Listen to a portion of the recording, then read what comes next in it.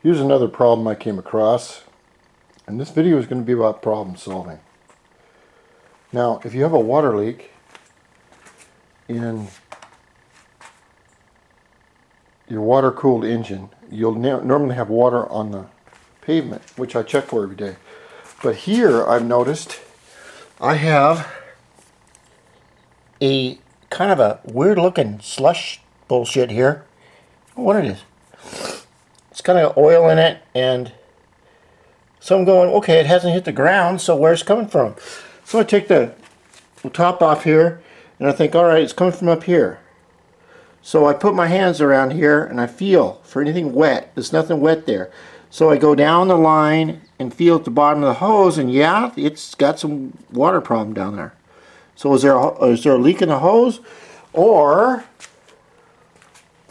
do we go all the way back up to this exit line from the radiator, and I feel behind there, and guess what? I got water.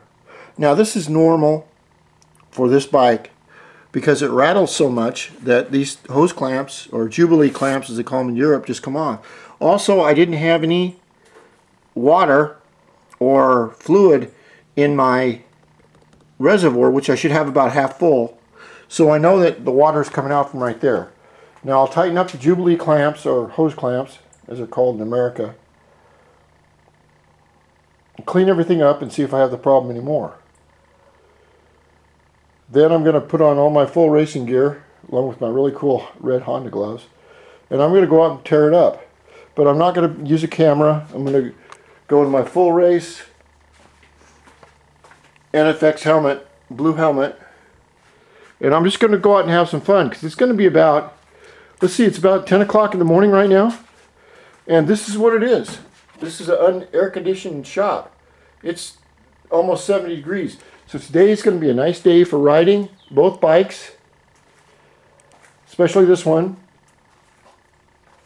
And my next gas purchase, fuel purchase, I'm going to get a pail. These are called pails.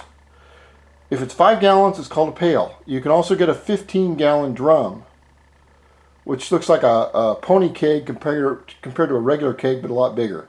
That's the only way I can describe it.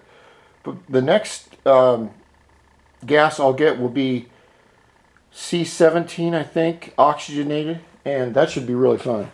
The neat thing about these little bikes is that they don't take very much fuel if you don't use them that much, so you're not blowing $18 a gallon every 4 or 5 minutes. You may blow $18 every 4 or 5 days, which is fine because, hell, it's a race bike.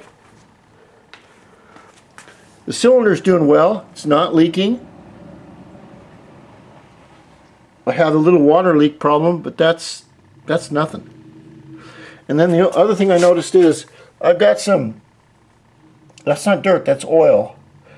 And there should be no oil down there, which means I have a leak from the pipe itself, which is no problem because the pipe stresses and things like that. Anyway, I'm going to fix all this up and go out and I'm going to go out and kick ass. It's Saturday. I'm going to take little Race Dio out and just have some fun. Alright. God bless you in YouTube land, and my condolences to everyone in Norway. I know what it feels like to wake up and have a couple of buildings and 3,000 people gone. It's not a fun, it's not a fun thing to happen. So anyway, to all my friends in Norway, Oslo, and all those other places, my condolences.